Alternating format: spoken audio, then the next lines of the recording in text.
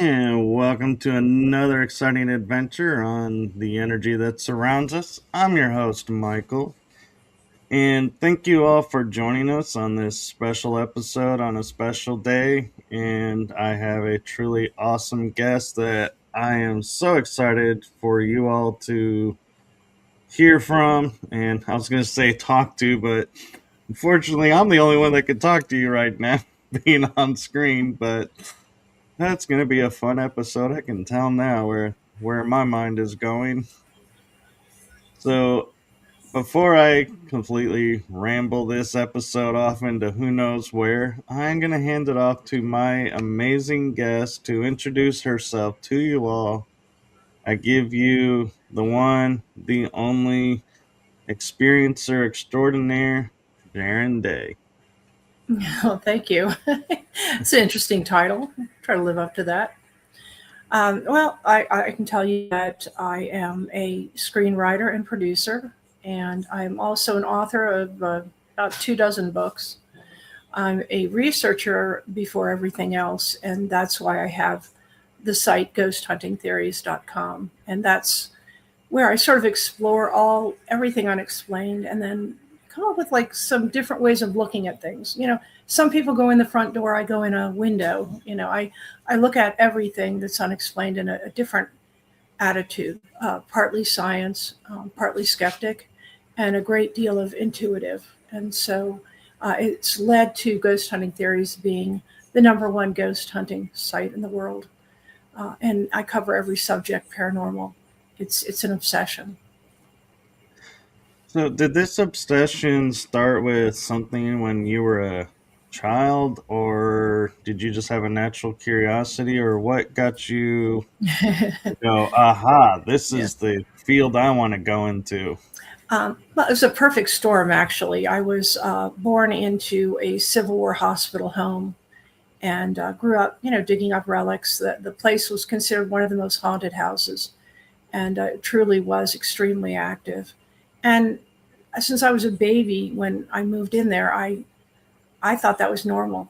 That's just the way life is. That there's a few different ways of, like you don't question what wind is. I didn't question what an apparition was. It was just part of the house. So I had a different attitude than most. And then digging up relics and being there, the wood floors were stained with the blood of both the North and South had used it as a hospital. So it did something to me, I think, because I from a young age had a very strong psychic talent for psychometry. Seeing an object and knowing about the others who had handled that object. And so, as a child, I would watch activity in the house peak and then drop, and I began to question why. Why now? Why would this month is it quiet when last month it was insane? So I started keeping a notebook. I was maybe like 10 years old. I'm keeping a notebook of activity and trying to find commonalities. So really, it started there, but throughout my life, it led into other things, encounters with aliens, witnessing Bigfoot, lots of UFO stuff. My psychic talents expanded into pretty much all of the arena. And so I have a lot of questions. I'm always asking why, how does this happen?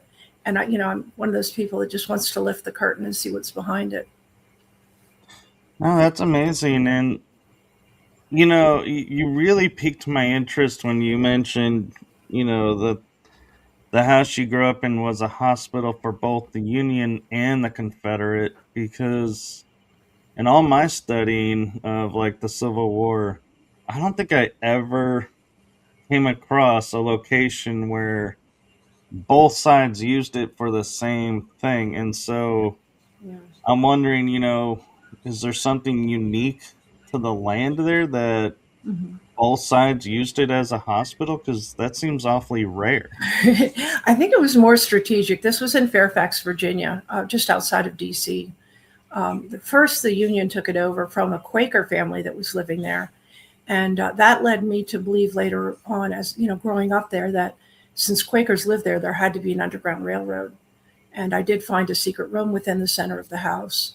And so it explained a lot about the energy of the place. You had very peaceful and protective and loving people that were there. Then you had the union come in and sort of, seize it. In fact, the union built a fort on the property. And so there was a lot of fighting going on, which when I was digging up relics, I found, tons of cannonballs, tons of bullets, bayonets, all kinds of stuff. It was obviously had a lot of activity. But at some point, I guess moving their lines up and down, the South claimed it for the same thing. And it was a really good location, big old mansion up on a hill. But it was strategically, it was good. But the house itself was intriguing because it sat atop of a stream with a stone basement. And it just seemed to have all the right qualities to be what I'd call a spirit vessel. So it sort of held information. It became a place that everything goes back to. In fact, my family had made a vow that we would all haunt the place. And we moved out when I was in my late high school. We moved out west. But one by one, my family members died rather young. And there's been reports of them there at the house. In fact, a contractor bought the mansion and wanted to tear everything down and build condos. And they wouldn't let him because it was historically protected. And so they had to keep the mansion there, but they tore down like the outbuildings and the stable, the barn. They plowed over the creek and, all this, no archaeologist on site. And he built condos that surround the mansion now. It's called Aspen Grove. And what happened was I got a notice from somebody. Now, I wrote a book called Growing Up with Ghosts. And I had, over the years, I knew I'd be a writer. And so I had kept the accounts my family had of their ghost encounters, our collective encounters, and then how they reacted, because each member acted differently toward the ghost thing. Some were very afraid, some were protective, some were intrigued. So I had written this book, and a woman had bought a condo on the property. And she contacted me and she said, I have a question. Was there ever a fire on the property? And so I went on to Google Earth and I made an X on the property where the union had built. Later on, when the Quaker family moved back in, which was like 7 women and 1 man after the war, they had taken the fort and used it as a kitchen, because usually it was safer to have a kitchen away from the main house. And that did catch fire at one point. And so I put the X on the map, and she said, that's exactly where my condo. So she gave me a picture. Here's my condo. And I thought, wow, that's amazing. Well, why do you want to know if there was a fire? And she said, we just moved in, and my son woke up. My son woke up crying, and he was crying about a fire. And she said his hands had blisters all over them. So she went into the bathroom to get stuff to put on the burns. And when she came back, they were gone. And so she had to wonder, okay, she didn't know that the place was known to be haunted. I mean, it had been on NBC specials. It had been in the Washington Post, the Washington Star, all the local papers. It was constantly being barraged for the ghosts, but somehow she didn't know that it was a haunted land. So then she contacted me again, and she said, do you know about a ghost of a black man in tattered clothing? And I said, yeah, there was one right outside of where that burned kitchen was. And he was seen often by visitors would come, they'd drive up the long driveway and they'd park and they'd look over, and there's this man looking very bewildered. And that ghost was very familiar. And it was actually right beside where her condo was. And I guess the neighbor next to her kept seeing this man in their yard. So some things seemed to just stay very local. But what was interesting is my family had vowed that they would haunt the place. When my sister had gotten married on the property, and we had this big wedding, and there was boxwood mazes, and within the boxwood maze we had like all the caterers and everybody, wandering around, drinking champagne and celebrating. And she loved that was her favorite place on the property. And so when we said, well, haunted, she always said, that's where I'll be. Well, the woman with the son that had the burned hands, well, a couple of years later she contacted me and she said, my son's friend had been out in the boxwood maze, and they said they keep seeing a woman in white and they think she's a ghost. And I said, oh, intriguing. And she said, well, I decided it was time to tell him that the place is haunted. So she gave him my book, and he flipped through the book and he saw my sister with the auburn hair and the wedding gown. And him and his friend both went, that's the lady. That's her. That's her. So apparently, I guess the family has arrived there. No, that's a really beautiful story, and that's really cool that they're there, and it just goes to show when we say things, that there is if there's intention behind it, we can make it reality, and it seems like that's exactly what your sister did. And I'm Mhm. kind of a little bit curious to know, and you may have been asked this before, but growing up in the haunted house that you did and experiencing everything, what impacts did that have on you growing up? Were you like the child that like everybody was like, "Oh, she's the ghost girl, don't go near her," or were people accepting of it? Okay, so since I can remember being in grade school and NBC did like a 2 hour special on the ghosts, and the teacher announced it to the class. I just wanted to sink in my seat because the the mansion had 7 acres and forests around it, but then all around that was tract housing suburbs. And so everyone was scared of the place and they would dare each other to like get on the property or go through the boxwood mazes or, just see how close you can get to the house. And so it was kind of awkward. I always felt ashamed and embarrassed. I'm in this house with antiques and showcases of artifacts. It's on the historical tour. People are making articles about the ghosts, and it was just it made me feel really ashamed. And then as I got older, I realized that it actually formed a very complex and interesting person. The kids in the tract house, what do they say? You know, they skateboarded outside. They didn't really have any kind of like the history, the ties to history, and then having the psychic abilities, the ties to the people that passed there. And that was another thing I had developed was I guess, kind of a connection with the people that actually passed there and how they passed. And it was very vivid, and I still feel like I carry some link to them, and I always will because I recognize them. Very cool. And so, do you feel like all the stuff that you've been exposed to later in life, you're more open to because they helped you as a child and helped you develop the gifts to kind of guide you along the way?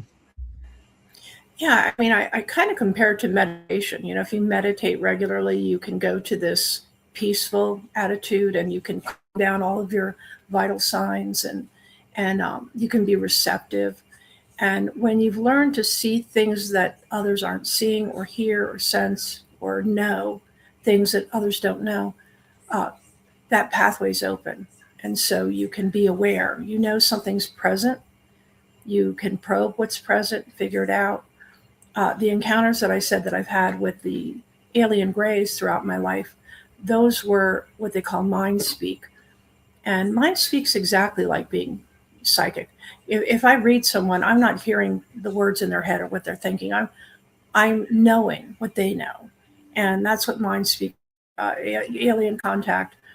There's no spoken language, but they give you information like a zip file, and you sort of open that up, and now you know what they know. You put it in your own words because you speak English, or you like to use certain words, but you totally get the gist of what they're sending you.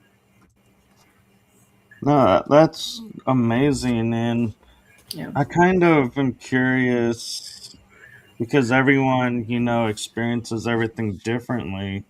Hmm. And you said you would see these apparitions.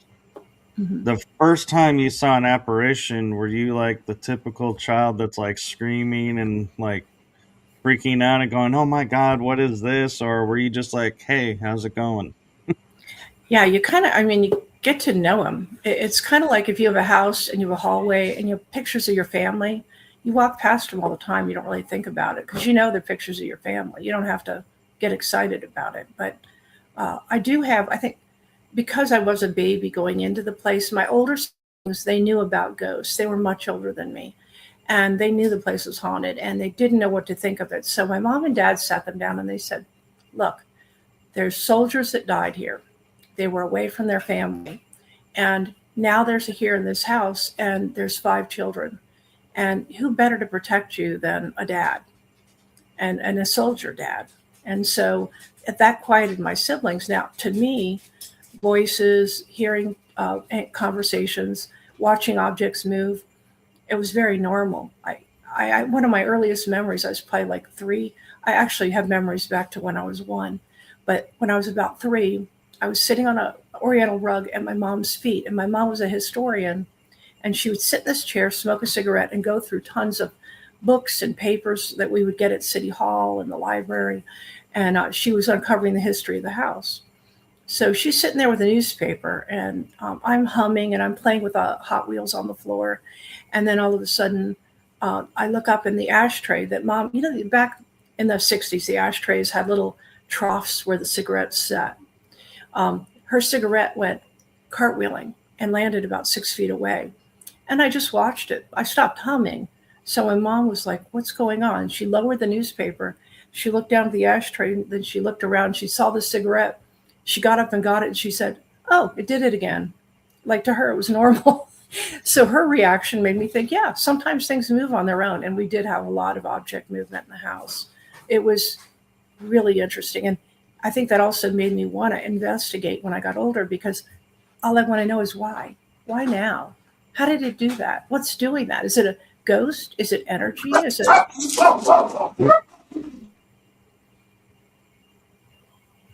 Sorry, the trashman just went by. Oh, yeah. So I'm kind of curious, and I know this is like an objective question, and it may be hard to answer, but is there a particular experience or a particular moment growing up in that house that you're like, this was my favorite moment? This is the moment I don't ever want to forget. I just like, this was my great aha, awesome moment. Yeah. Well, I have 2 of those. One was good and one was bad. So everything that happened there, and I counsel a lot of people that they're in actively haunted places. And one of my, great advice is, did it just startle you? Did it actually threaten you? You have to kind of keep, and I tell them, keep a notebook, because the more you narc on the ghost, you feel like you're in control. And you also start to learn things about it, it takes the fear out of it. But when I was a little girl, I had Hong Kong flu. My temperature went up to, 104, 105. And my mom was preparing a bath of ice, which was the wrong thing to do. It sent me into shock. But I was laying there in the bed, and I remember just turning and calling for my mom, but she was down the hall. The water was running. And there was this elderly woman beside me. She was all hobbled over. She had like a shawl, and she had her hair in a bun, and she was sort of stroking my forehead. And I just, I was just so thankful. I felt so comforted, and I felt relief, like my fever had broken. I wasn't shivering anymore. I was calm. And then my mom came in the room, and I said, "Thank you for petting me." And my mom's like, "What are you talking about?" Well, a long time after that, when my mom had passed away, I inherited, because I'm like the youngest of the family, so I'm the historian. She left me a box of photographs. And in the photographs, there was a photograph from the 1865, after the war, when the Quaker family moved back in the house. And I had all the 7 women and the 1 man. The man had only 1 arm, which is another one we used to see in the hallway, 1 arm. But she left me that, and I looked at it, and there was a woman in a wheelchair, an elderly woman with a shawl and her hair in a bun. And I'm like, that's the woman. So I was actually able to narrow down that the 1-armed man that walked, he was more like a silhouette. He would walk down the hallway and disappear into the end bedroom. So I knew who that guy was, and I knew who she was. And I just felt so, how people with near-death experiences say they feel absolute love and relief? When that woman stroked my forehead, it was euphoric. I didn't have a body. I didn't have any troubles. I was loved. I was protected. It was an amazing feeling.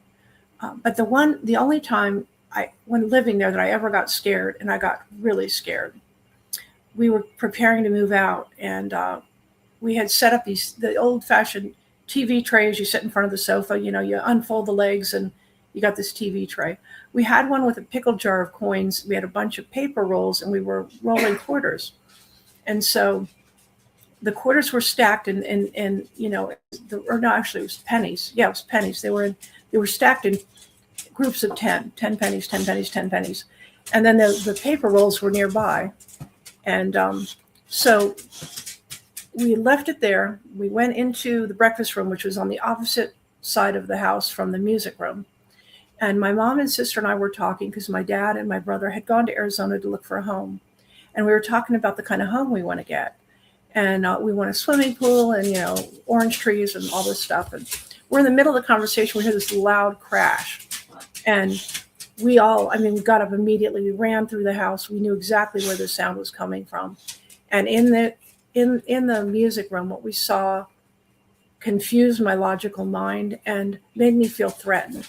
What had happened was my mom had a picture of I think it was her great or great uncle that was in the Civil War, and that was on the wall. It was a big oval picture, glass front.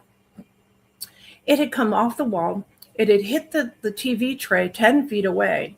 It was underneath the tray as it had fallen on top of it, and all of the stacks of pennies were still standing. I couldn't understand what was going on. And then the next day, as we walked through the house to carry boxes to where we were going to load them up, the plaster ceilings, all of them just dropped. They just cracked. They all hit the floor, dust everywhere. It was a hot mess. Sometimes in the mornings we'd wake up and some of the boxes would be unpacked. I could just feel the energy was different. It was angry. It was not angry at us, but just angry at the disruption. And one thing I learned about the house was every time someone moved in or out or visited, the activity changed. So the human beings and their very souls are part of the milieu of the house. And so that's why you find a lot of disturbance in houses of mentally broken people or angry people. It creates a kind of a disruption. It changes the energy. And but so when that happened, I went and slept in one of the cottages until we moved. I was scared to go in the house anymore. It went from feeling comforting and protecting to like a tantrum. I'm kind of curious, when you moved out, you say you grew up in the house. How many years were you like actually there? Like, was it like Uh, 5 years, no, 12 years? it was 15 years. Yeah. Because the reason I ask is, like you're saying, they don't like the change, and doing all of this and when you said unpacking, it kind of hit a chord with me, and I was like, I, you know, I don't think they wanted you to leave. Not meaning you were trapped in Yeah. the house. Yeah. Yeah. I Yeah. think they just enjoyed growing up with you and were like, no, don't leave us. Exactly. Yeah, absolutely. And, I noticed other things too. I have two sisters, older sisters, that were 10 months apart, and they acted like twins. They either loved or hated each other. And so I would notice that there was a lot of object movement, of poltergeist type stuff when they were in their throes. And when they moved out and got married, I was getting into my adolescence. And when I would get upset, things would move. And I carried that ability my whole life, where if I'm suppressing anger, I act like a magnet, kind of metal things come toward me. It's a weird thing. So there's a lot of different mechanics and strange things going on. When it comes to ghosts, you can't say it's all one thing. And you can't even say that a ghost is necessarily one thing. A soul literally can be omnipresent, can be everywhere at once. It doesn't have a body, it doesn't need that locality that we're stuck with. And if they want to be somewhere, they're there immediately. It's a very quantum world that they move in, being bodiless. So I laugh sometimes when I watch like Ghost Hunters. There was one episode, they went in an attic and they decided, we're going to drop flour all over the floor, and if they'll leave footprints, they're not people anymore. So, they're not visible people. You've got to retrain the way you see it, or even what you think it is. And there's a lot of times where I say, That's just a memory. It's not a ghost. It's not intelligent. It's not active. It's not interacting. And also other times where I say, I don't know that that's from the spirit world. So there's a lot of different things going on at once.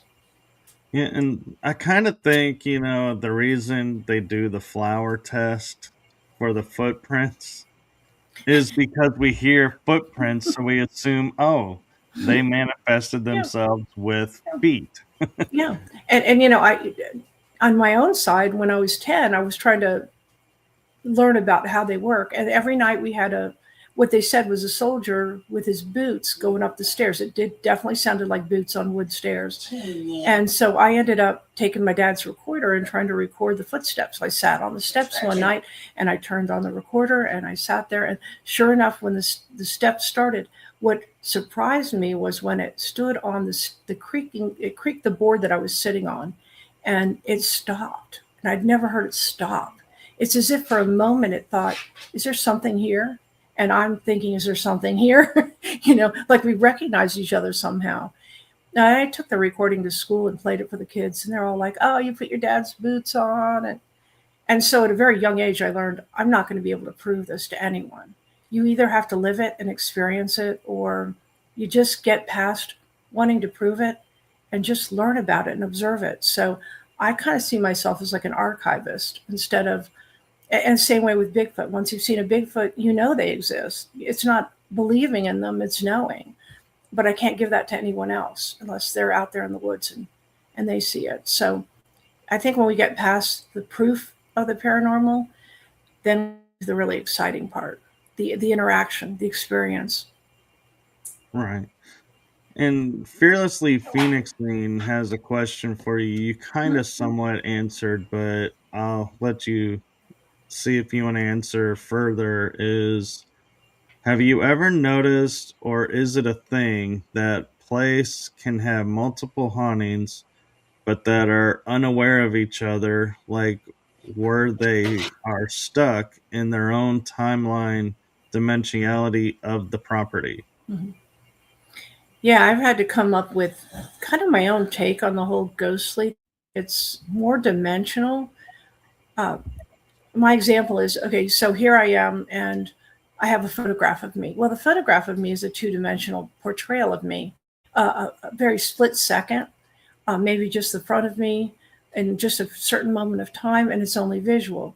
It doesn't have depth, it doesn't have knowledge, it doesn't have any kind of cognition or understanding. It doesn't see our world.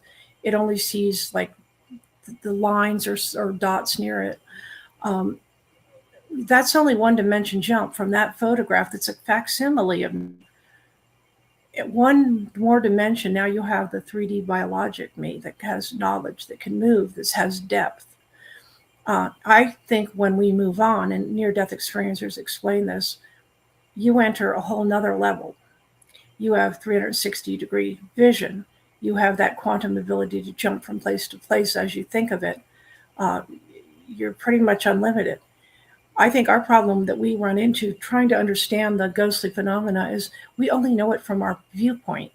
So we assume either they don't know they're dead, or they have unfinished business, or they're still walking around looking for their husband who died 100 years ago and they could have met them, Right. But so my logical side asks a lot of questions of those sorts of things. And I think when we're dealing with ghosts, we have to stop thinking one person, a very linear, one person, one spirit. It's one person, one energy. And the energy enters like basically the universal broth. It can be everywhere. And so it can represent visually, it can represent sound-wise, any place they want to be, they can be right then. And a really good example. When I was 16, we had moved to Arizona, and a year later, we had moved to Arizona because my dad had heart problems and the cold bothered him. So we moved to Arizona a year later. I was 16. Dad had a heart attack in the house, and paramedics said, we've lost him. There's no signs of life. But we'll keep trying. And so they got the paddles out. They're working on him. About 6 minutes later, Dad came to, and they had signs of life. So they put him on a gurney, and they were rolling him out of the house, and he had them stop. And I looked at my dad, and he had this boyish smile on his face. All of the stress lines were gone. He looked so young and so happy. And he said, I was with Mama and Papa and my Tante Valberg. Now, my dad was from Norway. And he said, there were flowers that don't exist here and colors that don't exist here. And so they started to roll him out. And then he stopped them and he waved to me to come over. And he kept waving for me to lean over like he had a secret. And he said, that was the real world. This one's fake. A few days later, Dad died. I'd come home from the hospital to see him there, and we thought he was doing better. So I went to bed, and I woke up. Somebody was tugging on my big toe.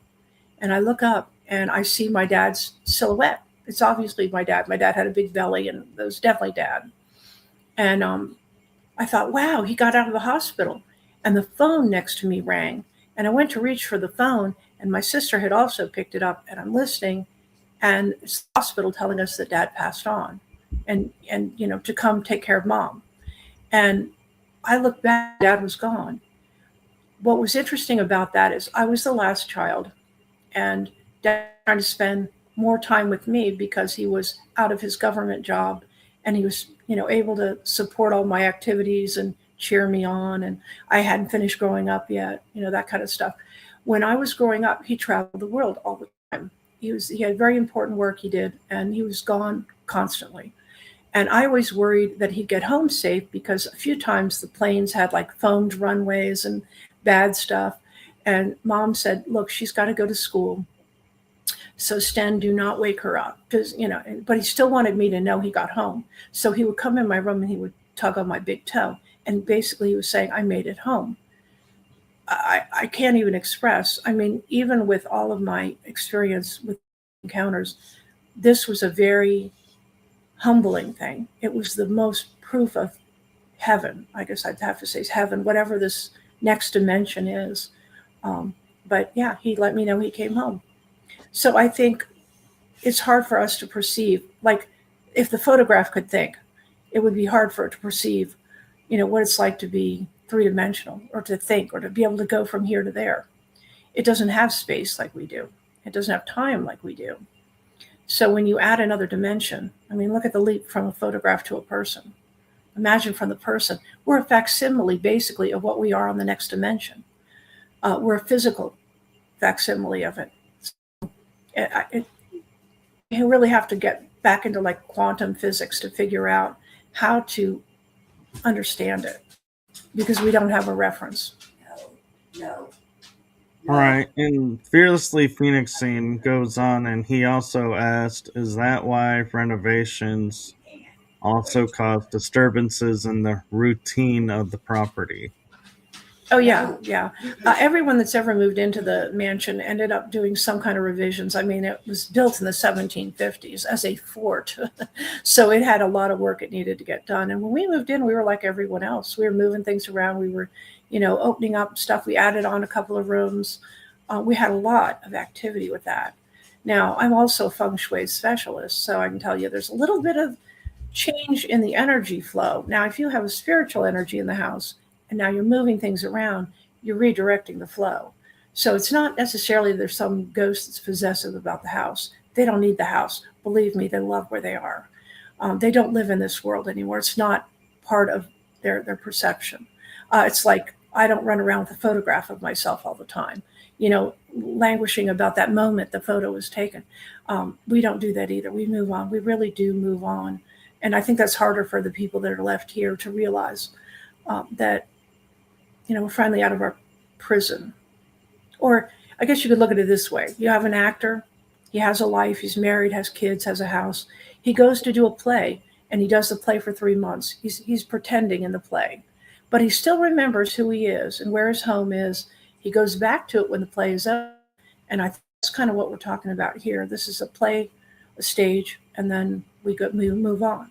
We remember that we had that play, but it's not who we were before the play, and it's not who we are after the play. It's just something we did.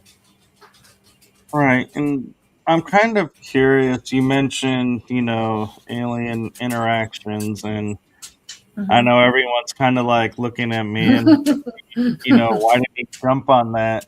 There is a reason.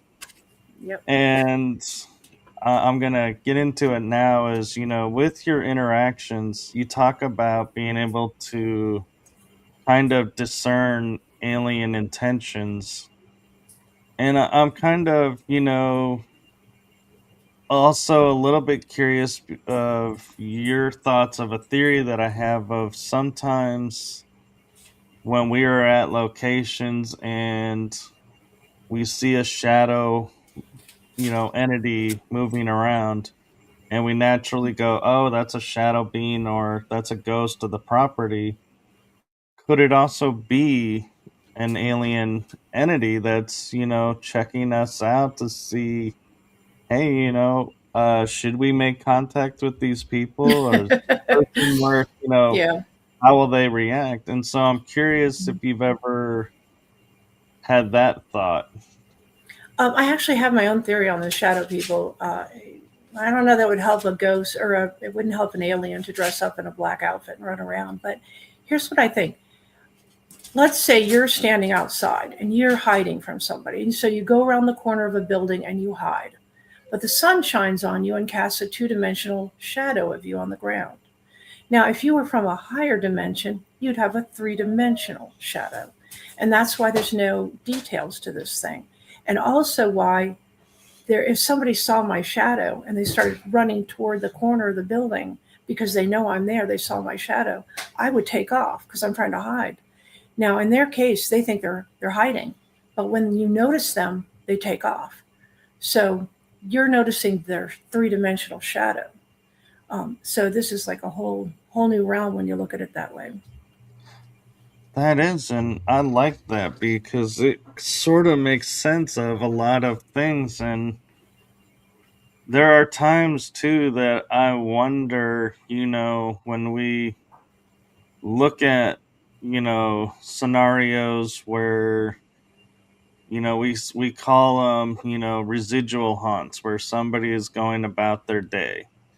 Yeah. Well, what if that person, we are assuming going about their day like they did when they were here? Well, Mhm. we're assuming that they were here. What if we found a veil opening and we're watching a parallel timeline or parallel Mhm. universe, and that person is equally stunned to see you, and is why they don't communicate, or just going about their own deal, is that is their actual daily life. But we're Yeah. looking at it thinking, oh, you're not actually here, so this has to be residual.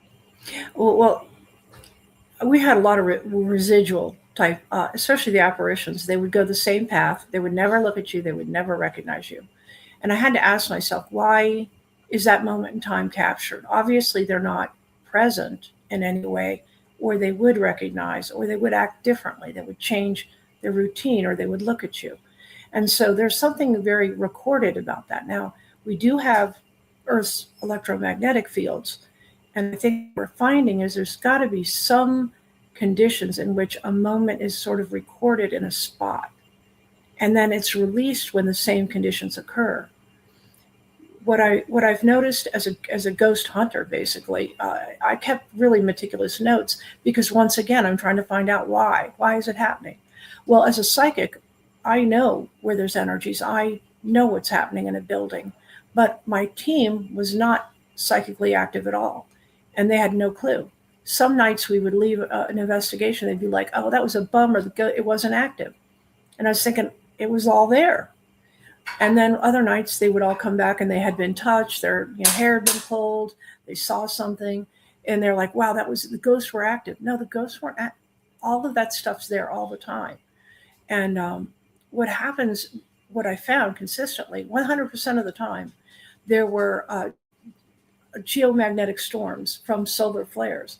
Now, those actually affect your pineal gland and create very vivid dreams, but they also heighten your psychic abilities. So, people that aren't psychic are suddenly noticing what's always there. It wasn't an active night, they were just a better receiver of what was happening. And I took my team into haunted locations and I would have draw maps of the room and I'd give each person a map.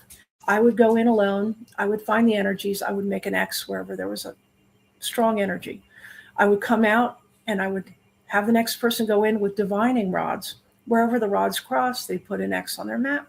We would all, at the end of this, unfold our maps, lay them out, exactly the same stuff. So you don't have to be psychic. There's other ways to be able to tell there's an energy in a room. So I had a lot of people that said, well, I'm on the team, but I'm not really good at knowing if there's a ghost. Well, carry some copper divining rods. You'll do it. I agree. And Source Approved 144 brought up an interesting observation, and they say, I think it's often stored in the energy of the ley lines or the significant building. Do you notice ley lines, having an impact or? Oh yeah. No, absolutely. I mean, I ran into that on the property I grew up on, just following where I had crossovers of rods. They ran in great lines with important buildings like the court, the house, the well, those kinds of things. On ghost hunting theories, I had spent a good deal of time creating what I call the haunted formula. And it was looking for commonalities in the most reportedly haunted locations. The super active. I picked 50 super active locations, and I found what they had in common. And the ones that had, there were 5 qualities, and the ones that had all 5 qualities were very highly reported as haunted. So it seemed to be that if I wanted to go on an investigation in a place that hadn't been investigated yet, I could look for those 5 conditions to see, is it promising? One of them was geology. Another one was that it had to be over 50 years old. If it was over 50 years old, that meant that people had probably died there because they didn't die in hospitals back then. The construction of the building, if it was stone or brick, there was just running water, if there was waterways, and for some reason, railroad tracks. And I had to wonder if that was incidental because generally in the old days, they built towns around railroad depots where they got their goods. So older homes are pretty much going to be near railroads. But then you also have to remember you have iron tracks. So what I always found was a certain amount of conductivity. Water when it's moving, especially water that's like a creek where there's like particulates in it, that's more conductive. Different geology is more conductive. And then, of course, the iron tracks were more conductive. So there seems to be a predictability about this. And I think the only place I found that countered that was Tombstone, Arizona. The Birdcage Theater is a wood building, which to me makes it very low likely. But it also has mines, metal mines running right underneath it. So it kind of countered itself in a way. It was more haunted because of the land than the building. Yeah, and I will agree because I actually went to Tombstone and was walking around, and the energy in Tombstone is like, I don't like to use the word unique, but it is very different from other places. And Mhm. some of it, I wonder, is it because you have the natural energy that's there that's Mhm. keeping everything, going, and, hauntings can occur with that, and it's keeping itself alive. But the fact that everybody that's living there is also keeping Yeah. stories alive. And so it's constantly being fed. And so it's like, hey, this is great. Where you go to other places and they're like, yeah, this happened. And they're like, okay. And then everybody leaves. Well, these people stay. Yeah, I think a lot of people believe that mining towns, now I had a lot of studies there because I lived there for decades, but people assume a mining town's going to be haunted because it has such a crazy background. A lot of shootings and revenge and anger and, theft and prostitution and all the things that make it seem like how we think jails are haunted too because of the people inside them. Well, in a mining town, you also have the factor of the metals in the ground. And that does, especially during storms, in the copper towns, during storms, it's extremely active. And there's something that is brought to life and an energy that you tap into, maybe even a way to record the past with that. And so jails, not all jails are really haunted. I've been in abandoned jails that did not have the right construction or geology, even though it had just criminals in it and just as much murders and things. So there really seems to be a certain, a haunted formula for that, some kind of a haunted vessel. I'm kind of curious your thoughts of, like Tombstone, being an example of a town where you get like some homes or buildings that are really haunted and people are, putting, money into having investigators come. And so they're keeping the story, they're keeping the, legends, the lore, the mythos of it Yeah. going. Does that, I kind of have a twofold question on it is, does it keep the energy there and the spirits there going? And also on the flip side, let's say like Tombstone, for example, Wyatt Earp, being, famously, dealings there. Mm-hmm. Well, people keep mentioning him and keep bringing him up, or Virgil Earp, and saying, Yeah. "Oh, we see Virgil." Does that prevent them from being able to go and do whatever they're wanting to do because they keep getting called back? No, I Or mean, yeah, yeah. I no, I get it. That makes sense, right? But if you really look at it, and you're not talking about having a body, having an energy. I think that what we ultimately learn when we move on is that there is no past, present, and future. There is no space and time. Everything just is. So everything that was, to us, everything that was is still there. It still is, and it always will be. And an example of that is I had a sister, teenage sister, who was a hippie, and she would smoke pot. Mom would find her weed because, well, I might have told mom where it was, but mom would get mad, flush it down the toilet, and then she would lock my sister in her room. And my sister was, she sang like Stevie Nicks, like a goat. She had this trembling song voice. And she would pound on the walls and yodel and just rage in that room. Well, a decade later, she was married, living in Rhode Island, and every now and then I'd be in the hallway or in my room and I'd hear it play again. Now, the woman is still alive, but it's still playing. So at any moment, anything we've ever done is recorded. It always is and always will be. You can't get away from it. Now, the question is why at certain times can people catch a glimpse of it? Some things you certainly don't want people to see replayed, private moments. But those are the things I ponder. And on ghost hunting theories, I discuss this a lot. I look for the science behind it. I try to understand a little bit better. The closer we reverse engineer ghostly activity, the more we realize it's not just one person, one spirit. It may not even be a spirit. It may be a whole lot of other things. And part of it, I think, being put on Earth as 3D biologic mortals, but we have a spirit. I think that there's something that aligns our spirit with the planet that we were put on or brought to. And so, the earth can actually replay us in turbulent moments. I've been through lots of earthquakes when I lived in California, and I got to say, there was a lot of strange phenomena just beforehand. It opens up something.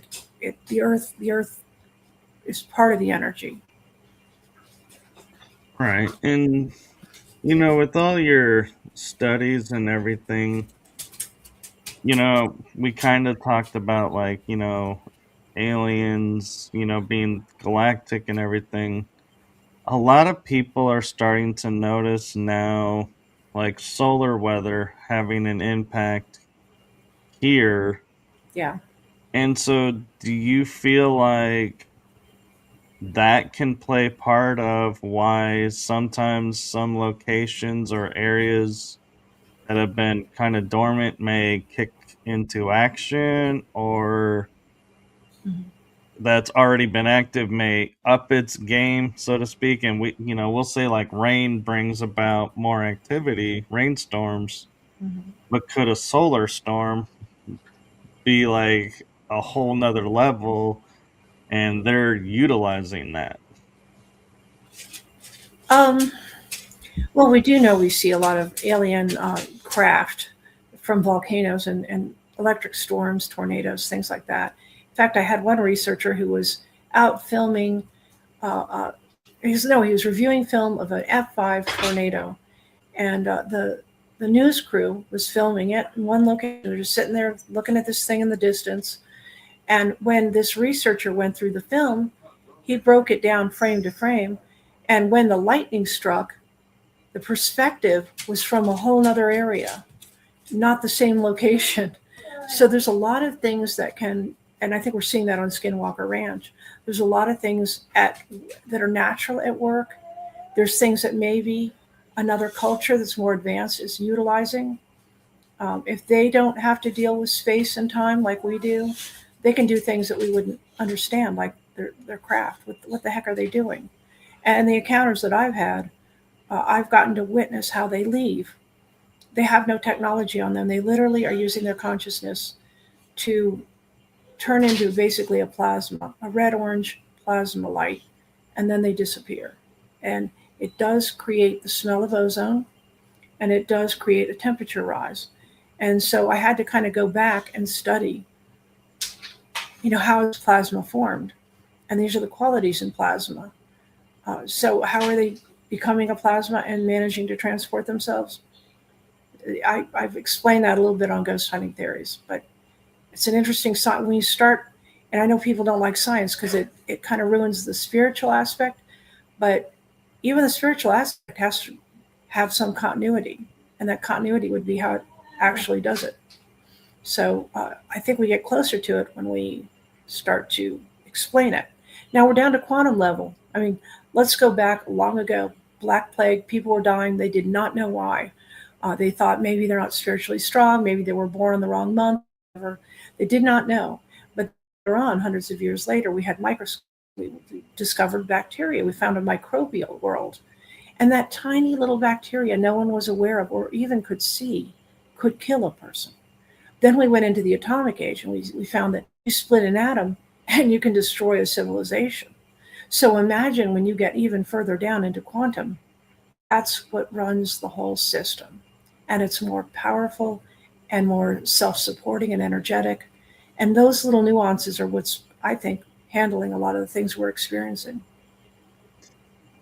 Very true. And in your research, I'm kind of curious, because living in Arizona, I'm wondering because I came across like stories of giants that were in Nevada that were there and then they were gone, you know, Yeah. s- and they claim the Smithsonian was behind that. Whether Mm. they were or not, I don't know. It's just the fact remains it was in the papers. They had giants, then the giants were gone. Yeah. Did you ever get interested in stuff like that and be like, Oh, oh, yeah. I'm living right by there. Let's go check that out? Oh, absolutely, absolutely. I have a whole series on the Grand Canyon mummies. Giants have been a huge part of my research, and I've learned of some places where there's still some mummies, but handling that with a team that does it the proper way, the respectful way, to document it live, but to not touch anything, just measure it, document it, and then hand it to the authorities, and then follow up and find out how it went missing. Who's in charge of this find, and keep nagging that person forever to show how things go missing. But originally, when they were first moving into the Americas and settling down, especially the 1700s, they dug, a lot of farmers and others dug up these skeletons, and there was no explanation. They just thought, oh, it's some weird Indian or some strange tribe or whatever. They didn't really consider what it was. So America had basically started the Department of Ethnicity. And what that department did was it would find these things, and then they built up the Smithsonian to be connected to it. So anything that Department of Ethnicity found that was antiquities would go to the Smithsonian. So that just became a storehouse, basically, for anything that was found that couldn't be explained. But we were also coming into a time where there was the Trail of Tears. Indian reservations were being set up. We were making choices about what to do with the native people. Well, the native people have been all along telling us legends of, we didn't build these mounds, we didn't do mining, this isn't ours, the people here before us did it. Well, imagine that you've set up a whole infrastructure to segregate what you call the native people, and now there's actually another native people. So what do? You don't want to integrate them because, to you back then they're savages. So we had a lot of different things going on. Darwin had come out with evolution. Religion was confused about what to do. The giants only validated the Bible after we just told people that they evolved. Like it was a perfect storm to hide giants. And Arizona had a lot. And if you start really looking at where they were found, they were mining areas, especially copper.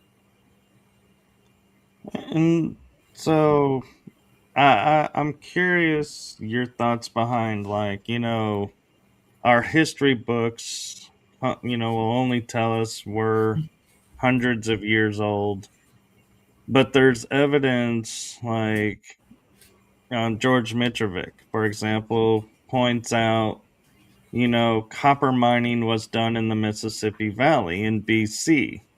Mm-hmm. Copper was no longer the uh, technology needed or resource needed, so they abandoned it. And we were left unattended, Mm-hmm. so to speak, for, several hundreds of years or centuries. And then all of a sudden, hey, we're back on the map by accident.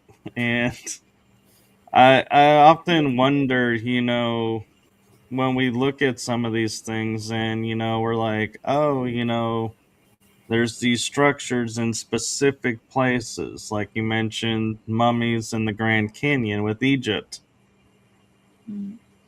Why Yeah, is it our history books are so don't want, and I know you can't really answer this, but I'm curious your yeah. opinion and research, why it's such a threat to go and say, hey, we have new information, we're going to rewrite the books.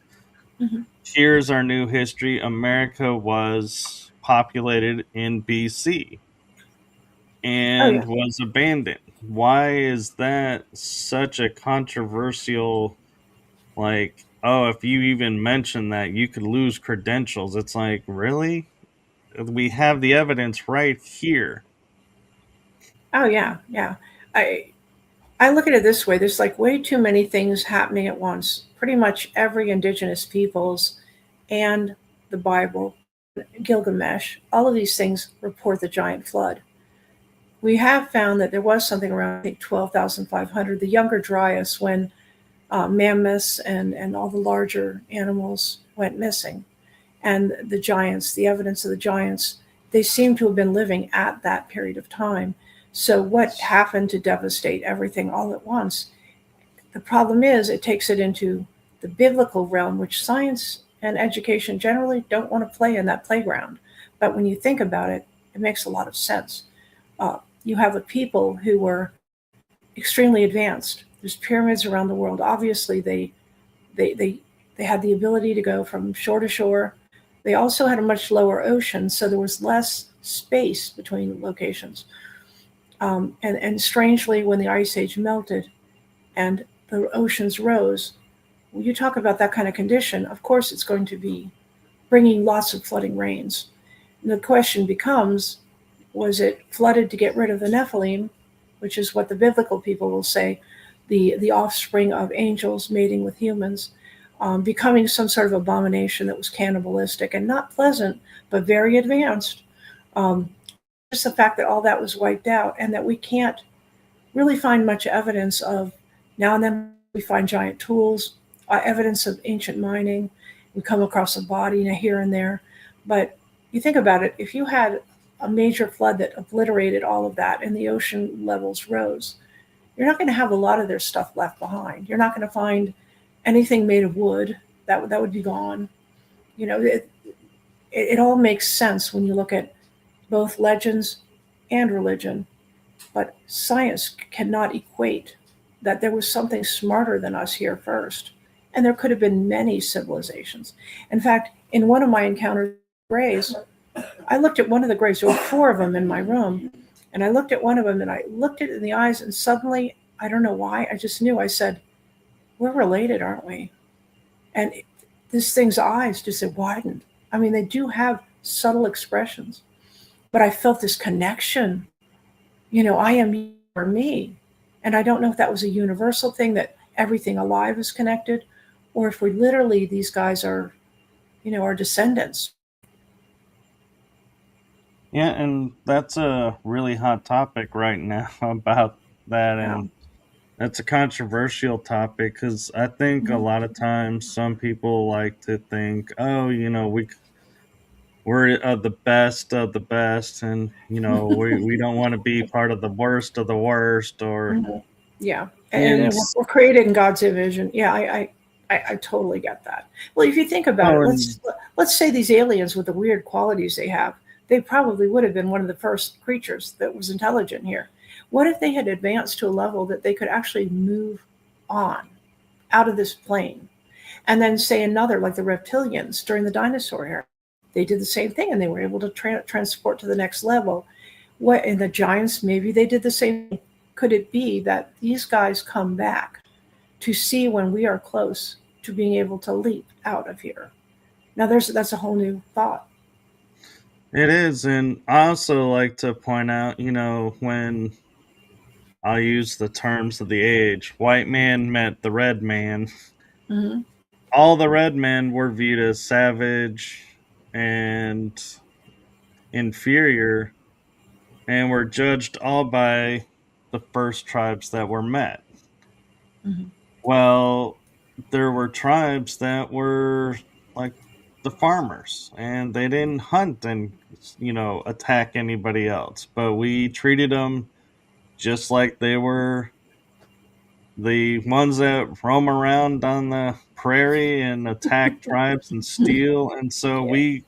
we have a habit of lumping everything into one giant picture. And I feel like when we talk about like the ETs or like Greys or Arcturians, we're like, oh, the Arcturians are this. It's like we don't Yeah. think of, oh, there's factions within factions, Hmm. and some good, some bad. And so I think that's a kind of humanistic thing that we do, and we need to watch, is that we don't lump some, because I was guilty of it, and I had to retrain Oh, my thinking to, oh, there are factions, and yeah. there could be rare good factions and what we think are the all bad factions.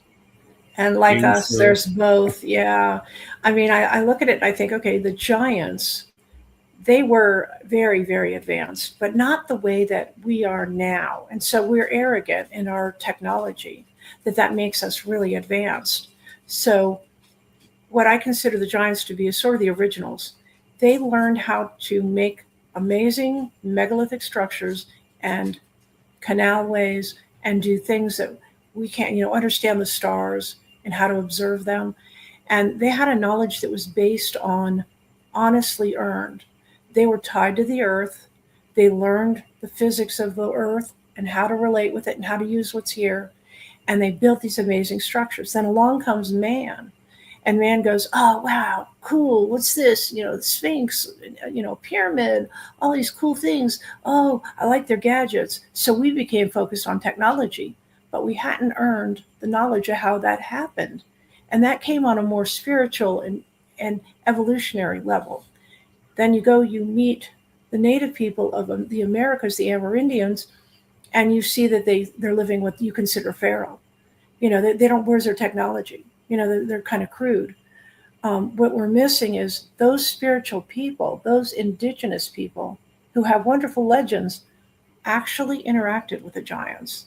They saw how they did it. They understood what they were doing, and they used their knowledge, the same knowledge of the earth and the physics of life here, and they use that in a spiritual way to grow in that direction. So they focused on the spiritual aspects of the giants, We focused on the technology, and we're still hooked on technology, and it makes us arrogant brats in the universe because we think that means we're advanced. But if you look at people today, the more technology, the stupider we get. Right. And one thing too that I have started pointing out with people is, we have to look at the language of the time where Mm-hmm. these stories originate from. And let's say, average height of someone in BC time, we'll say 5'4". Okay, so everyone's around 5'4". Well, now you meet someone who's 5'9", 6'5". Mm-hmm. What? How are they going to describe that person? That person's a giant. Yeah. Well, and so like you point out, we don't have many remains. We don't have many, visual aids to say, here's the giants. This is what they were.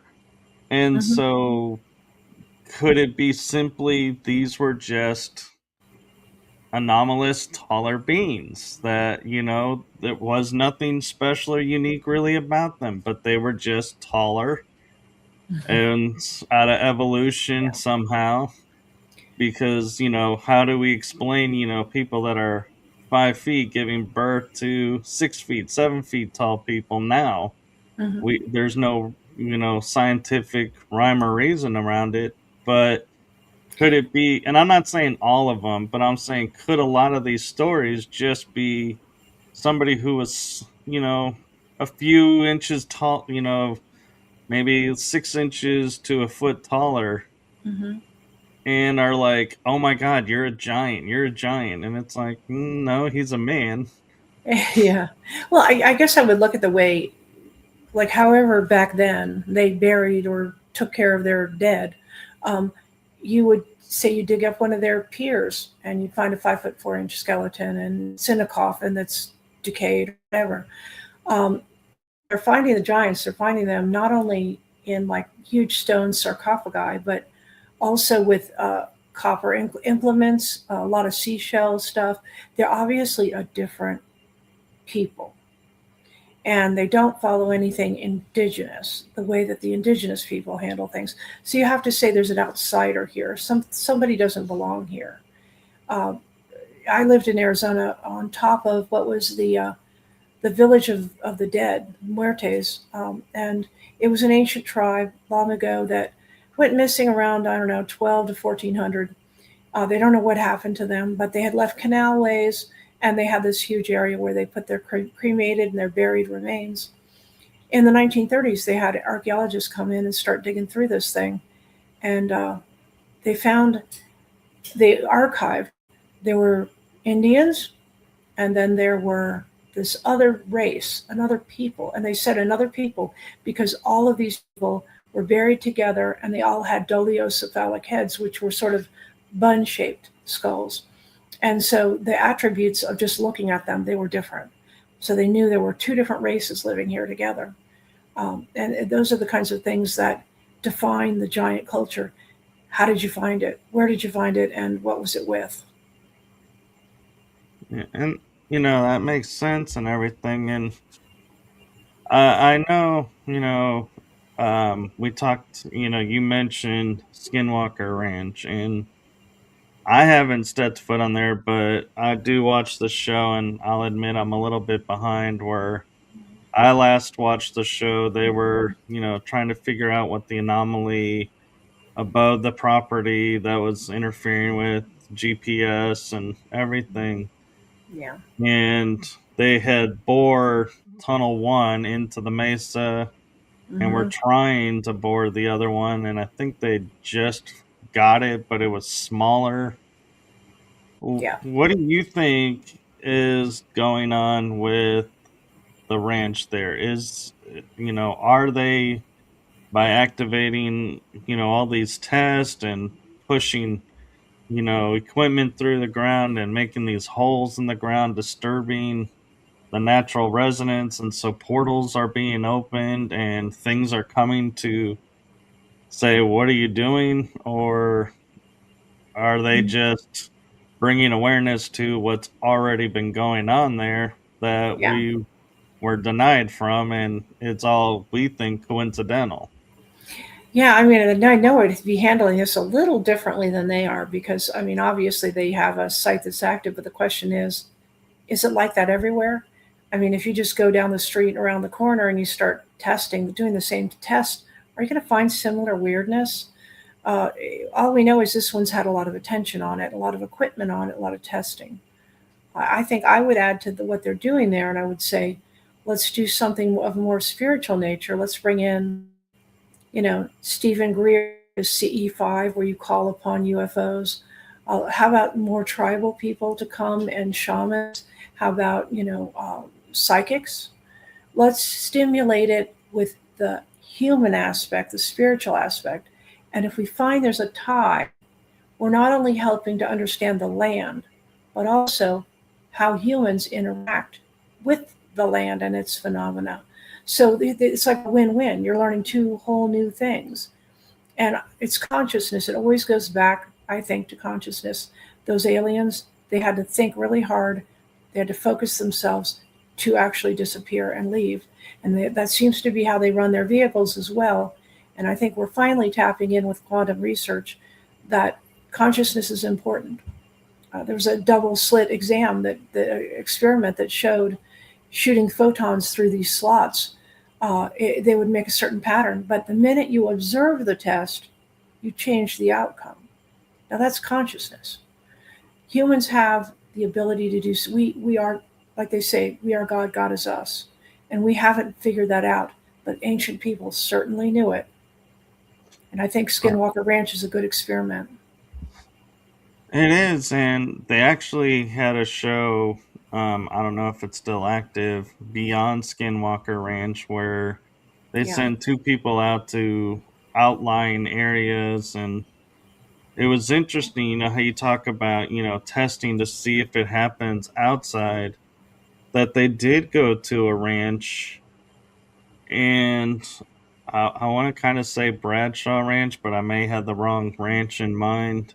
On Bradshaw's the the one in Arizona, yeah, and I think the other one was at Mount Wilson or something like that. I think that yeah. was a very active one. Yeah, very But when similar. they were there, they were like, "We're getting the same activity Hmm. as the guys at Skinwalker Ranch are getting." Yeah, It's like the yeah, land was reacting the exact same way, yeah, and I'm and that was surprised they don't. confusing them. Yeah, exactly, and I don't understand why a geologist on there, and they also have somebody in the oil and I was in the oil and gas business. You need to have them there too. They have all the equipment to look for gamma rays and to understand and is anything happening in your oil fields because that ranch is completely surrounded by hundreds of oil fields.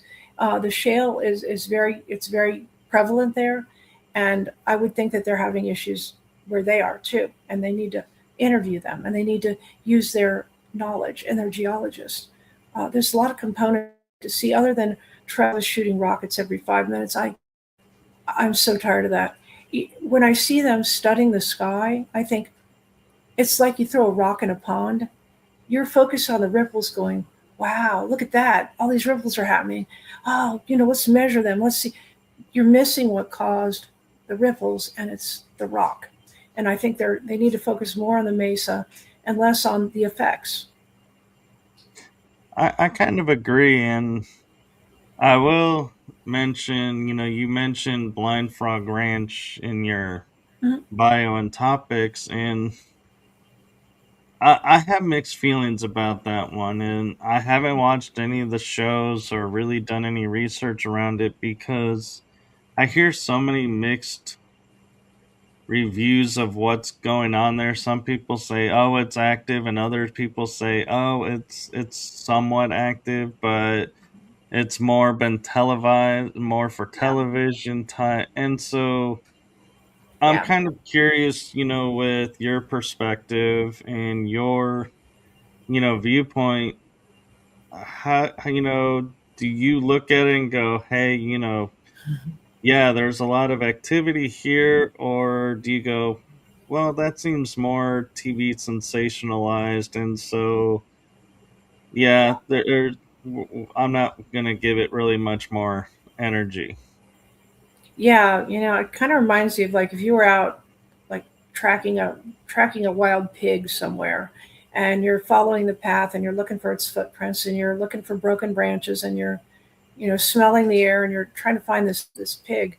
And I feel like at Blind Frog they're so focused on just the fortune, and I think it's Discovery Channel's problem. I wish History Channel had handled it, because if you go into Gaia, there's a two-part interview with Dwayne Ollinger where he discussed purely the alien and UFO aspects that do not come onto the show at all. It's just a treasure hunting show. So Discovery saw, oh, this is more sensational. This is more, let's stick with the treasure. Let's see if they get the treasure. Let's watch them in trouble in a cave. Let's see it cave in. I can just see the titillation of that. But they're missing a lot of things. When Dwayne had, well, they've run into dire wolves, the strange snake that apparently is an ancient snake. All of this stuff comes from the underground there. And now, as they get closer and closer to what they think is where the treasure is, they're describing characteristics that, as a person who's deeply studied in ancient giants, the staircase, the giant door, though, and in a mining area and gold, are all ancient giant factors. And Utah probably had more ancient giant artifacts and caverns than anywhere else. And so I think they think they're going after, an Aztec treasure or maybe a Mormon treasure. But I think it goes a lot deeper than that, and it might surprise them.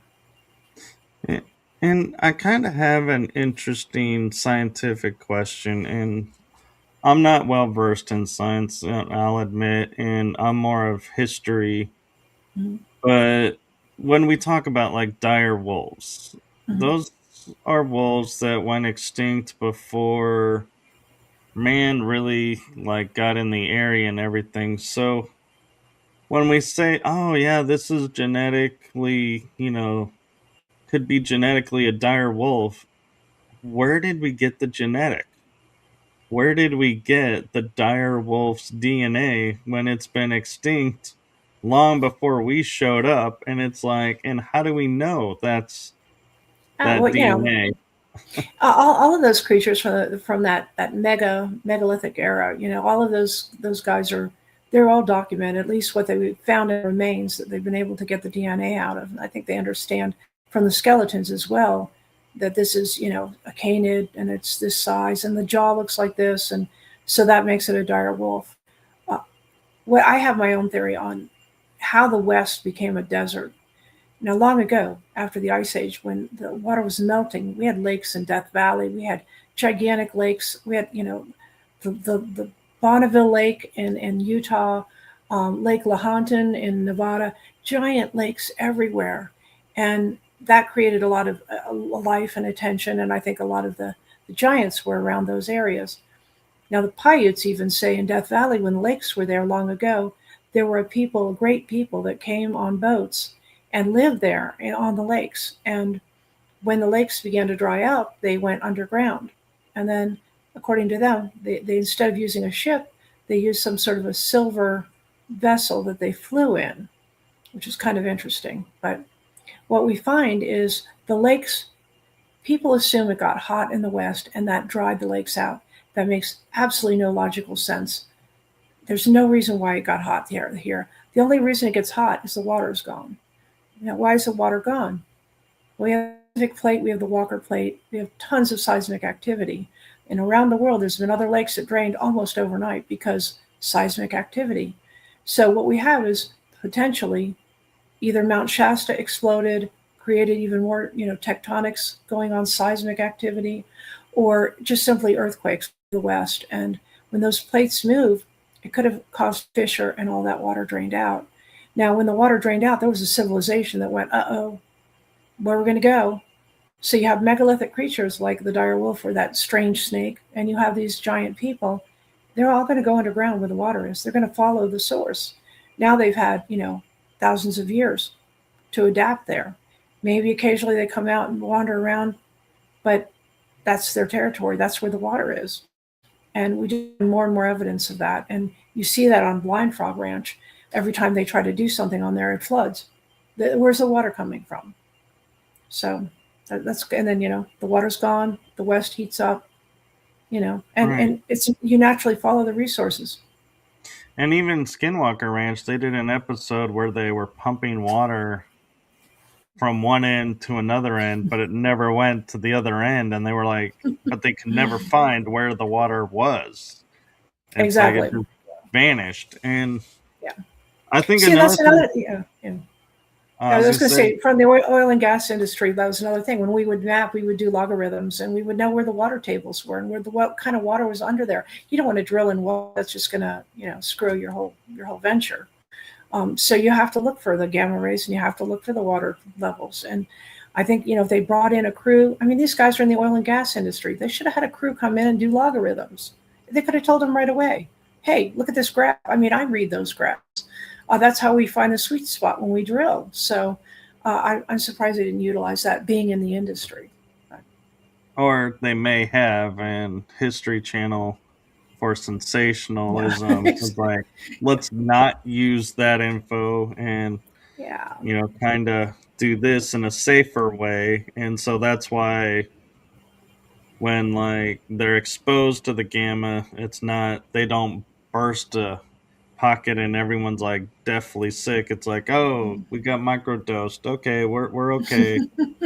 But wow, yeah, who knew that was there? It's like, well, yeah, yeah. I mean, they're smart enough at least to have a geologist on hand, which I appreciate that.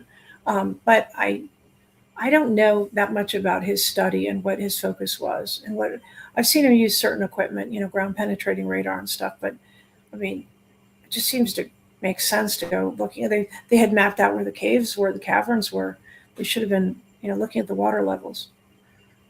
well, and I also think, like going back about like the dire wolf and how, I was surprised, we have samples because when you listen to the quote experts talking about it, they make it sound like these are things out of myths and legends and, like dragons, you could say, it would be like a dragon. Well, I don't know anywhere where I can say, hey, let's go over to England on this mountain and there's a cave where there's dragon bones and we know that they're there.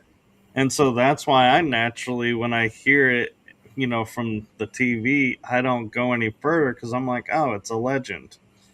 Oh yeah. Oh. Well, I mean, we And have we so, have museums that have the whole skeletons assembled, and that's great. But I'm not pleased with museums in general.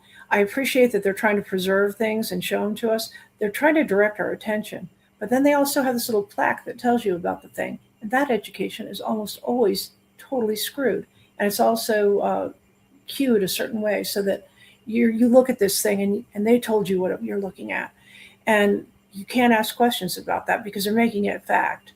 And right. a lot of what they're saying is just absolutely hokum. Yeah. Yeah, and there's a location near where I live, and I got in a beef with a friend over it because it's a place called Dinosaur Valley. Oh, It's a park, and they have a famous spot where in the stone cast it looks like a human print right next to a dinosaur print. And they're like, wait a minute, if this is real, this is redefining, when humans arrived because we know when dinosaurs left, yeah.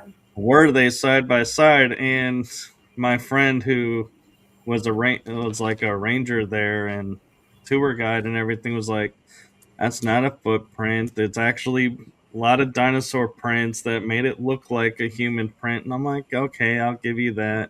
Yeah. But then in the back of my mind, I'm still thinking though, hey, if that is really a human print next to a dino print, shows like Dinotopia, where we were coexisting together, could Yeah. that be real somewhere? And we have shows like Land of the Lost, where an island that's been hidden is now people stumbled on, and you have humans living with creatures that are supposed to be extinct, and Yeah. Well, I mean, I think it's a human nature to think, wouldn't it be cool? We love dinosaurs. We should have been with them. Now, I think the oldest so far we found of any kind of a human relative that's like very human. It was like around 1 million years old, I think, in Asia. I think it might have been China. I'm not sure. But I don't think we would line up. And I guess my reasoning for that is if they were obliterated and all of the megafauna and megaflora were obliterated, we would have been too. We certainly are less hardy than anything. In fact, we're not even built for the earth. So we would not have made it. How did we continue on? I think they played out their own time and their own conditions. And I think there was something different about either gravity or oxygen or the earth that made everything so much bigger. And then things changed. Some people say, well, they brought the moon in and that changed everything. I don't know. I have no idea. I like the idea the moon is, some kind of a satellite that was designed, but it's an intriguing one. But I mean, something obviously changed. And then here we go again. Why museums frustrate me and science and educational system. Actually, the government, religion, and education, they have agendas and they want to be the one that's right. And so you hear them say the dinosaurs died overnight. Some of them still had food in their stomach, so it had to have been an asteroid. Okay, and then another scientific group comes along and says, no, birds today evolved from dinosaurs. So make up your mind. Are they gone? Did they evolve? And even they can't. They can't get funding if they don't say what their educational system wants them to say. So I question everything, and then I question the answers. Well, and my favorite thing to point out to people when they say, there's no evidence, religion even tells us, there's no evidence of anything before man. I go, Mm-hmm. excuse me, The 6,000 years, yeah. you know the Adam and Eve story, right? And they go, well, yeah. I said Adam and Eve had two sons, Cain and Abel. What happened after they left Eden? And they go, well, humanity came. I was like, yeah, but what was the verbiage? And they go, what do you mean? I said, the Bible says Cain and Abel married women from other tribes. Adam and Eve and Cain and Abel were the only people on the planet. So where are these other tribes? Yeah. What are these other tribes? And didn't one of the brothers kill the other brother? So yeah, there's even less chances. I know. Yeah, a lot of things. It's like we got two males, so we're not reproducing, and so wait a minute, how there's a major discrepancy in this story. Yeah. I have a lot. I mean, I'm a Christian. I have a lot of respect for biblical records and any religious records or even legends by the native people. But I think long ago, before we had written language, we just had oral traditions, and Indians would pass things down to each other. But if you just pass down, yeah, your uncle liked to laugh a lot and he helped the tribe.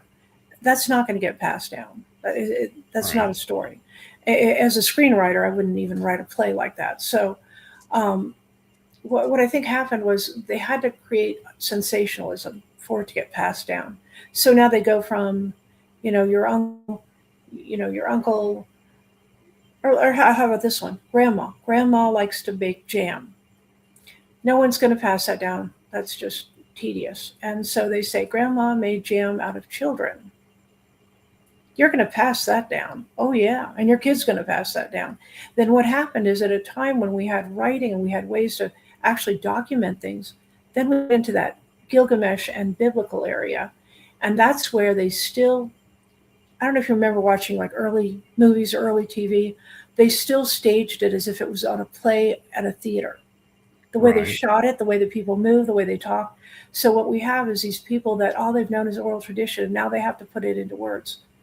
So now we're finding these stories that are very sensational, trying to tell us something important, but they're still using that concept of it has to get passed down, and they're putting the extraordinary in it. So, when people say, well, really, was there an ark? And, true or whatever, how did he get koala bears? They weren't where he was, there's a lot of people that just have trouble with these concepts. And I like to see people open up with that and, say, yeah, what they're trying to tell us was there was a flood that obliterated almost everything, and some survived. And maybe the ones that survived were God's choice, but it didn't have to be there was a vehicle or two of every animal and hay and feed and all that stuff. But it makes sense when you look at it in the way that man evolved from oral traditions to written traditions. Well, and what's interesting too is like the story of the ark. They just tell us Noah made an ark. It doesn't actually specify what material he used. They give us the cubit size, and so part of me goes, we're assuming Noah was a human in the first place. They never really specify, Although it's hundreds of years old, yeah. yeah.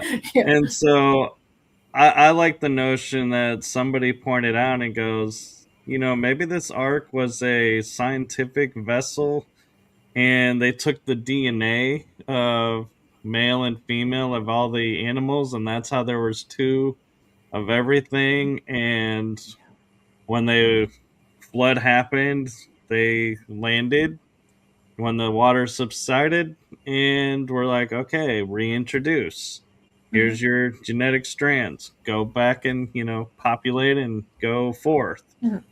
And Yeah, it's like, yeah, and that that makes time, yeah. more sense than putting lions with sheep, with elephants, and going, And was Bigfoot a stowaway? Because I don't think they could find him and grab him. right, Yeah, I get it. I mean, and it is a playful thing to think of, and it's a cute concept. When I was a kid, I think I had an ark with all the little creatures. But yeah, I like that idea that it's like a library. And I think back then, technology wasn't a thing. So how do you explain? It had a vessel it carried right. samples, and we found And that with the Grand Canyon mummies that we were talking about. One of the things that the guy found back in the cave with all the mummies was samples of all their seeds. They had a devastating event, and they archived all their seeds. yeah, and how would they even know to do that? That's another interesting question is, we don't archive or back anything up until an event happens and we're like, oh crap, if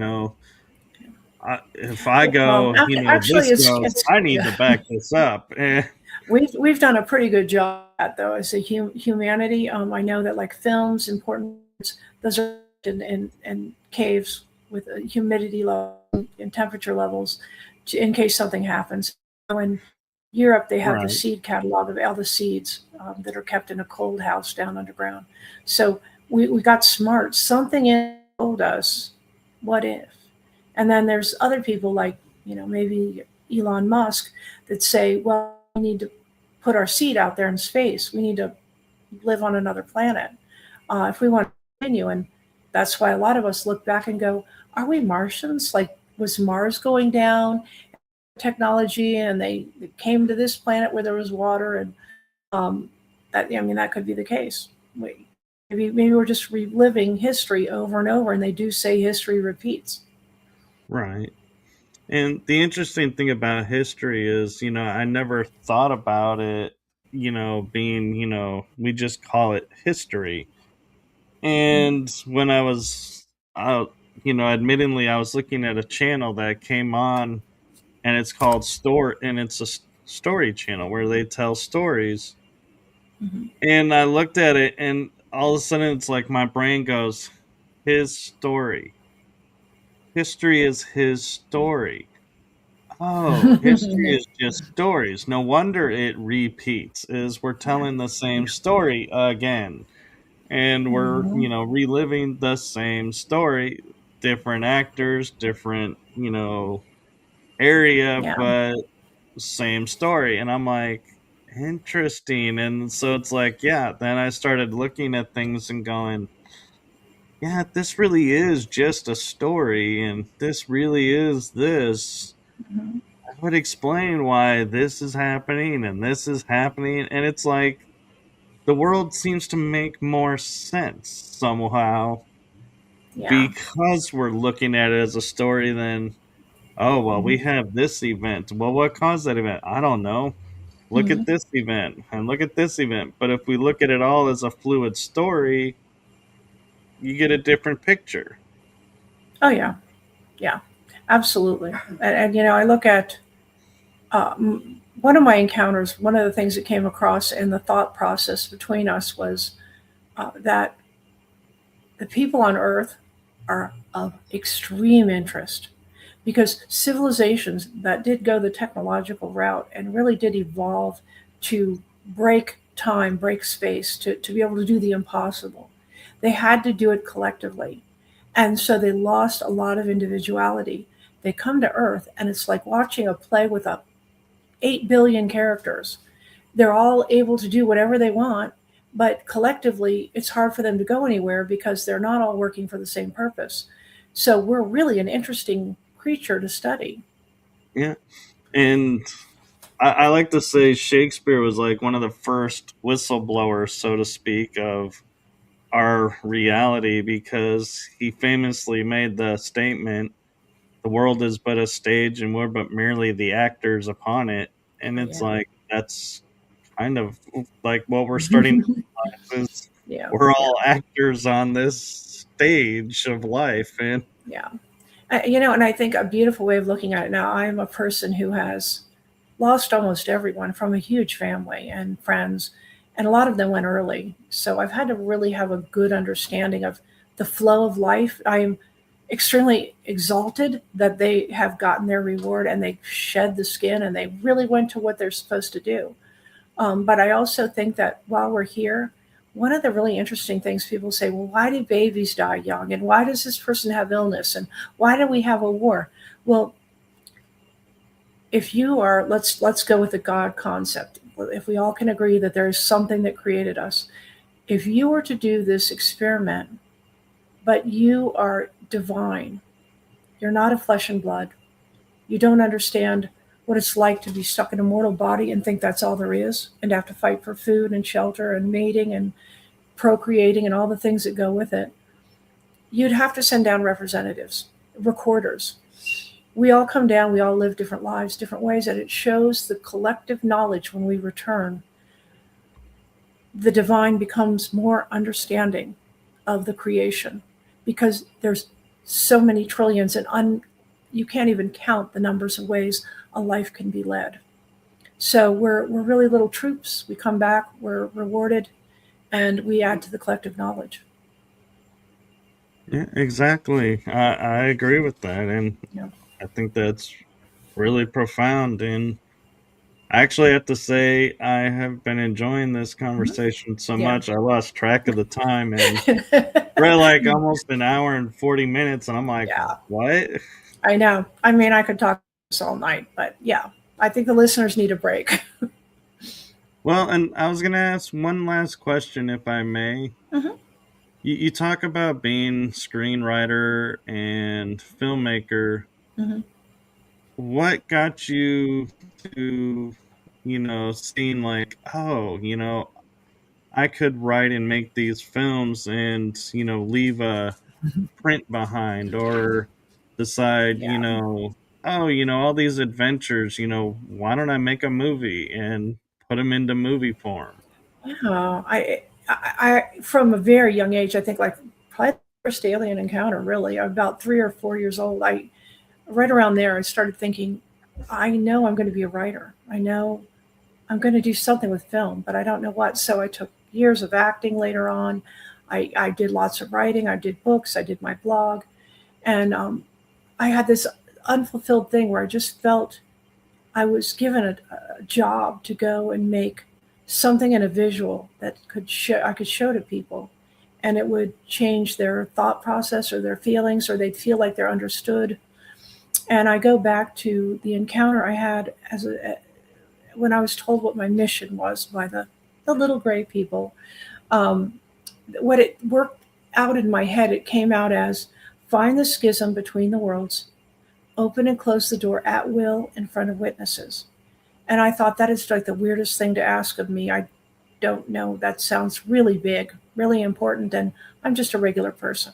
So I thought, why me? Well, I was given a vehicle. What's my vehicle? The written word and communication. And so I ended up joining a group, a film group, and evolved very quickly to write the scripts.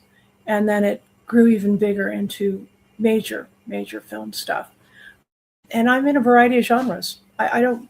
I'm open to anything. I do documentaries. I have a western we're about to film, historic. I'm writing right now. I'm finishing up the edit on a horror film, a ghost story. So I feel like reaching people in that form, it talks to the people that are present now that need a visual. Um, you can write a book, but barely anyone's going to read it.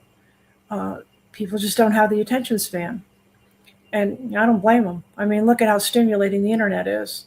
You know, you can go on YouTube, you can go on TikTok, you can, you're all over the place. Yeah. So, but people will still sit down and watch a film, and they're changed by it. And I take that responsibility really seriously. I have a strange way of looking at things, so I can add something new. But ultimately, I want them to walk away and come to their own conclusion. I never want people to accept the way I see things or the conclusions I make. I want them to get into the thought process. I'll give them the resources. Go chase it. Go find how you think it goes. You don't have to have my way of seeing it. Mine is a combination of what I studied, what I focused on, what I felt, how I was raised, and they have their own conclusions. So with film, I want to do the same thing. You walk away and it affected you in a different way. No, that's beautiful. And Yeah. one last thing I would ask then is, with your background and everything that you have accomplished and done, Mm. what advice would you give to either your younger self and or anyone who's coming up in the world now that may have like similar interest and not know what to do with it? Yeah, I always tell people, especially when you're studying, the unexplained, why are you in it? Are you hoping for a show? Are you doing it because you had an encounter and you want to explain it? Or do you want to prove that it exists? You need to know your agenda when you go in, because certain agendas are going to hit dead ends. In research, if you think you already know what it is, then you're not going to go anywhere. You're going to take all your evidence and you're going to form it to prove what you believe. And the belief really should be the result of the evidence. So try to be open minded. I was really humbled. I didn't think Bigfoot had any paranormal qualities. Now I'm absolutely certain they're able to do something that we don't know. we can't explain yet, but there's something very unusual about them. So I say, when I was younger, I wish someone had told me that there are no obstacles in your path. The obstacles are the path. So you may set out wanting to do something and life gets in the way. And then years, maybe decades go by. And then you finally go back to it. But you go back to it at the point at which is optimal. So there is an intelligence, not a fate, but an intelligence nudging you. I'm going to put crap in your way, make you go a different direction. I'm going to keep making this hard. Just go that way. And it eventually, if you just blindly follow the obstacles, they lead to the destination. So don't ever get frustrated or give up. I'm one of those people that, I'm not kidding. I went through financial ruin trying to get to this point, and I stayed when anyone else would have left, and they would never have won. It's like, if you don't play the lottery, you can't win. Well, if you don't stick it out through all the crap, make all the sacrifices, and have everyone around you not believe in you or say, "Why are you doing this?" If you have to do it. It's like the trials of Job. You eventually get rewarded, but boy, they put Job through a lot. And you just have to believe in the thing more than more than the comforts of, if it puts you in a financial ruin or ruins a relationship. These are the things that are going to happen, and if you can't sacrifice those, then you can't get the reward. It sucks, but it makes you more mature. I agree, and thank you for that. That's a really Yeah. wonderful answer. And I want to leave the show with a message for you, Sharon. Okay. And that is, from my heart and the heart of my shows to you. Thank you for what you're doing. Yeah. It's seen, felt, heard, and appreciate Yeah. so much you being your authentic self and sharing that with us. Oh, good. Well, yeah, and I open and close the door at will in front of witnesses at Ghost Hunting Theories. So really, anything that like hit a note with you, go on there and in the search bar, put down that subject, and you're going to find a ton of content on it. And like I said, keep pursuing your own take on it. You don't have to have my take. Right, and I think that's one of the beauties of, how your work is it's like my goal with my shows is I'm presenting an idea, Yeah. and if it resonates with you, run with it and research it more. And if it doesn't, simply watch another episode or, There you go. go Yeah. to a different host. I have no, like, you have to watch my stuff only. I'm like, no, if, this one doesn't resonate with you, Yeah. unfortunate, but it's going to happen. And so you'll find one, I'm sure, that does. And if not, I hope you do find one that does. And so that's Yeah. the way I operate. Yeah. We need lots of curious people. Yeah. Yeah. And so be sure to follow Sharon on her site and her adventures and follow along on my shows, because you never know when she may be back on, and she is welcome back on anytime. And I've Thanks. enjoyed this conversation. It's been great. You're a wonderful host. You really know stuff. I love that. Well, thank you. I try my best to kind of stay versed in a few things here and there. And if something piques my interest, I like to talk to somebody about it and take on their viewpoint and be like, hey, does that resonate somewhat with mine idea that I had? Yeah. Yeah. So thank you. Thank you for having me on. And so, everyone that's in the US, this message goes to you. Happy 4th of July weekend coming. Have a wonderful week and weekend, and we will see you all in the next episodes. Bye bye, everyone.